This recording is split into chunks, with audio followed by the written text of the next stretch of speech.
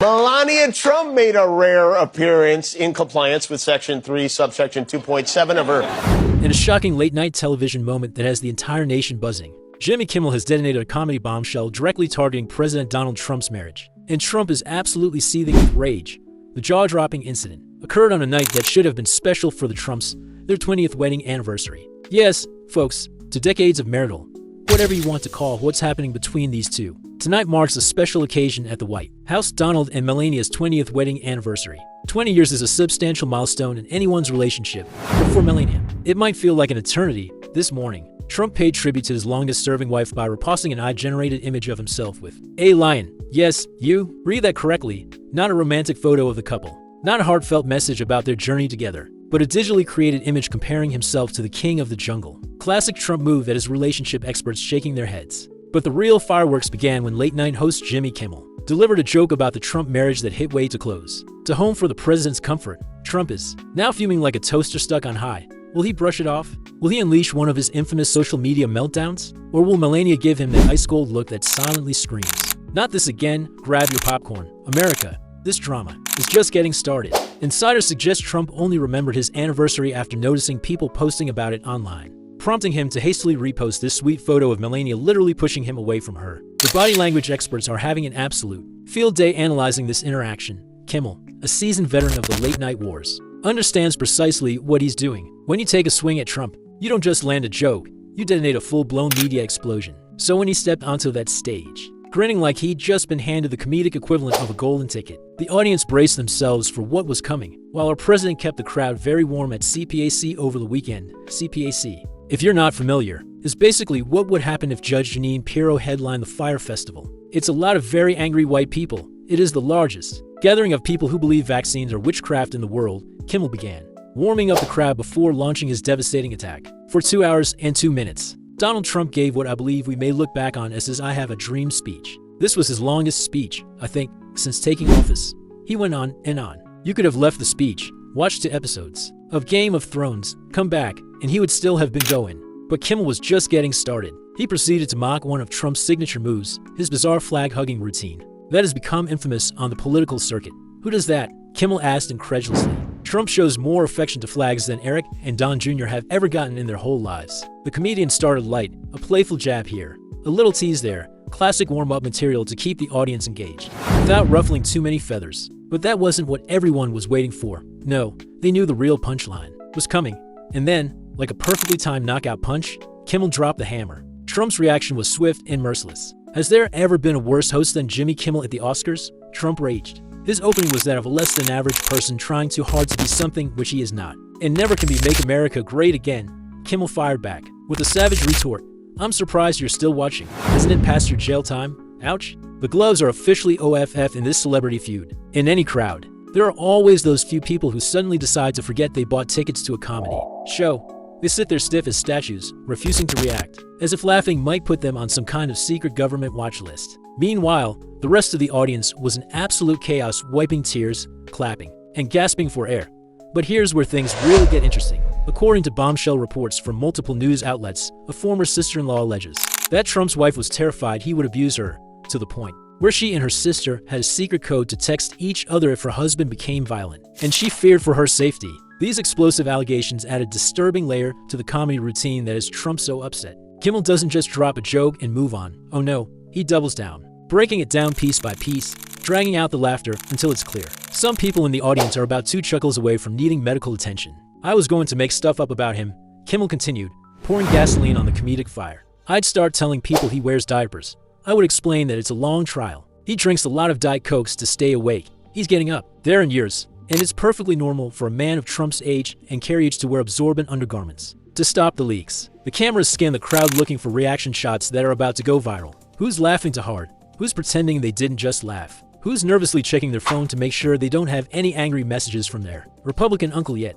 It's all part of the spectacle. And somewhere in a dimly lit room, Diet Coke in hand, Trump himself might have already been watching. Maybe he was flipping through channels just in time to catch Kimmel delivering the line. That would ruin his night.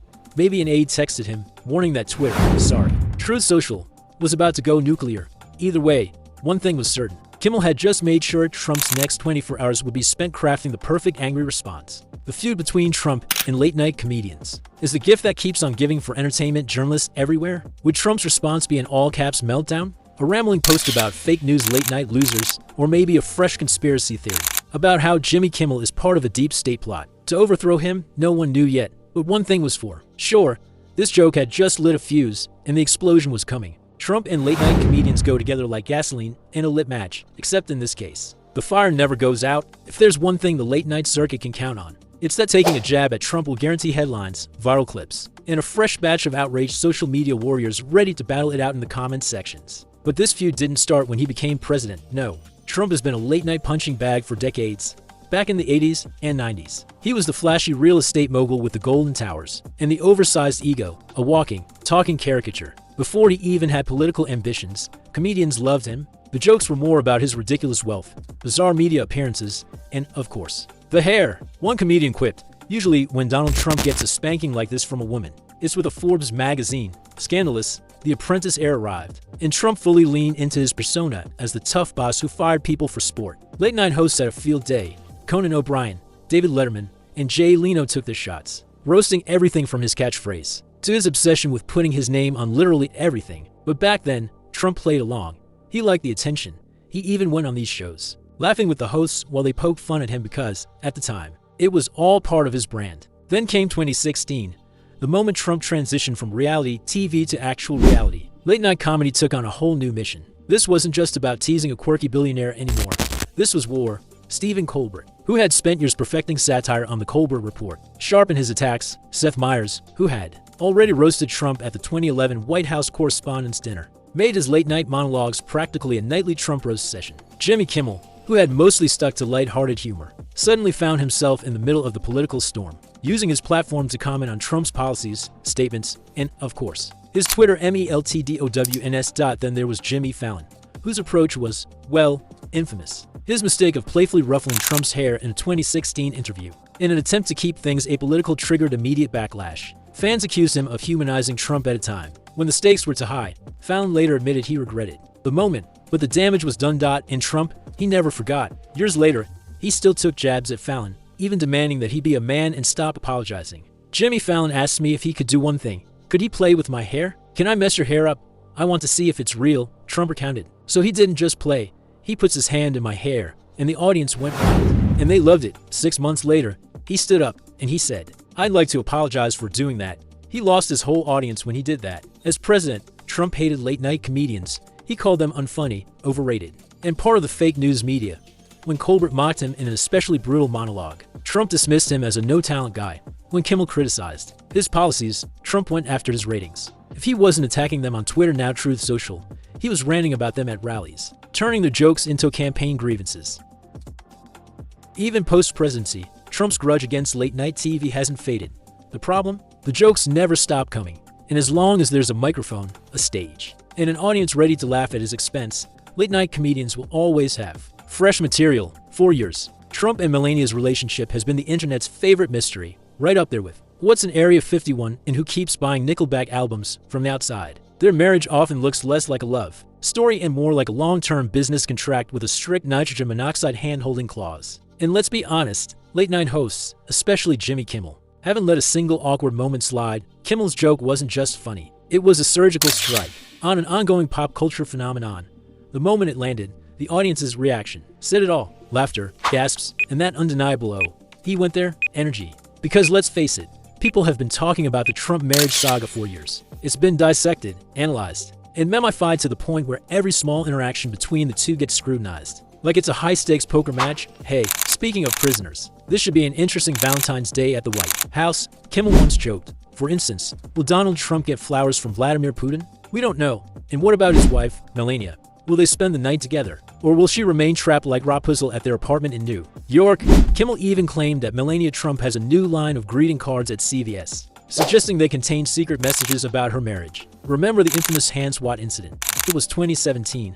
Trump and Melania were walking down tarmac in Israel, and just as Trump reached for her hand, WHACK, she swatted it away like she was rejecting a greasy dollar bill from a stranger. That 1-second clip turned into an instant meme. Analysts, both real and self-appointed Twitter experts, debated whether it was an accident or the most passive-aggressive rejection ever caught on camera. And then there's the icy stare, that chilling moment from Trump's inauguration, when Melania's forced smile disappeared the second he turned away. Like a scene from a Jordan Peele horror movie, the clip resurfaced every time someone wanted to. Fuel is Melania trap, conspiracy theory.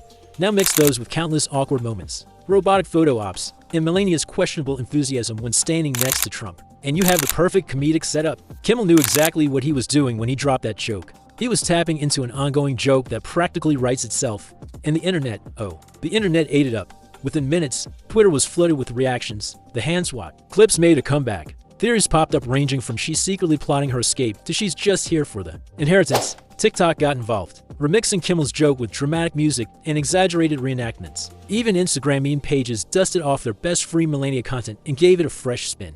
Of course, Trump supporters weren't amused. They quickly defended the marriage, dismissing Kimmel's joke as just another cheap shot from Hollywood elites.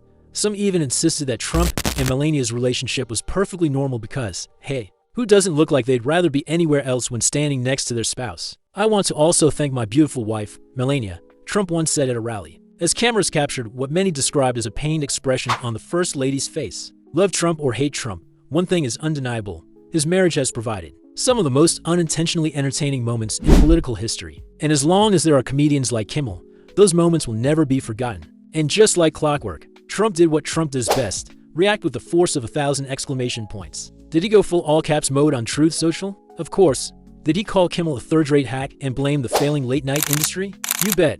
But the real kicker, in his attempt to dismiss the joke, he somehow made it worse. Maybe he meant to downplay it, but instead, he ranted so much that he turned a one-liner into a full-blown news cycle. Classic Trump move, turning a late-night punchline into a multi-day headline, all while insisting he doesn't care. Jimmy Kimmel's a loser, Trump raged. We would do Jimmy Kimmel. I do Jimmy Kimmel. I did him a lot. He used to greet me on the sidewalk outside of his studio. I'd come in. This was before politics, of course, but I'd come in. And he'd be standing on the sidewalk. Oh, sir, may I bring you in? He'd bring me in every time.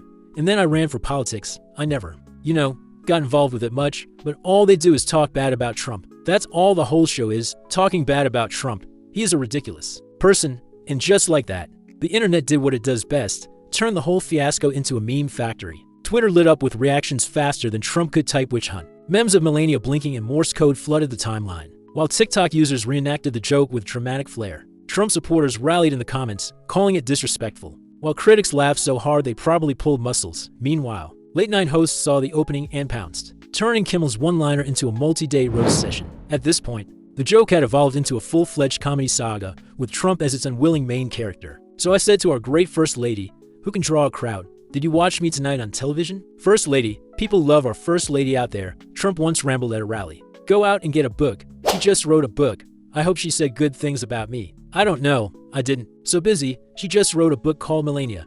Go out and buy it. It's great. And if she says bad things about me, I'll call you all up and I'll say, don't buy it. Meanwhile, Melania herself has occasionally made statements that fuel the fire of speculation. About their relationship, individual freedom is a fundamental principle that safeguards, without a doubt. There's no room for compromise when it comes to this essential right that all women possess from birth: individual freedom.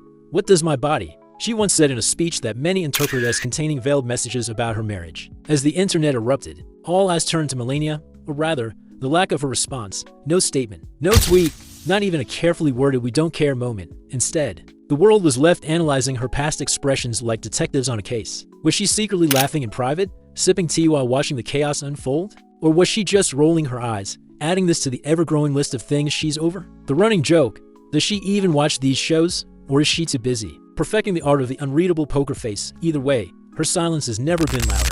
Kimmel's got two choices now: let it go like a mature adult, or do what every comedian dreams of, roast Trump until he's redder than his own MAGA hat. Spoiler alert, maturity is overrated in the world of late-night comedy. Meanwhile, Trump, the undisputed king of holding grudges, might turn this into a full-blown campaign talking point, complete with dramatic reenactments and exaggerated hand gestures. Late-night writers are popping champagne because when Trump takes the bait, it's like Christmas came early. The internet, they're already 10 memes ahead, debating whether this feud ends in a stand-up special or a true social meltdown. Either way, comedy just secured another undefeated victory in the ongoing battle for America's attention. Inside sources close to the president claim he was livid when he saw Kimmel's segment. He was pacing around the room, phone in hand, ready to fire off a response immediately, says one anonymous staffer who witnessed the meltdown.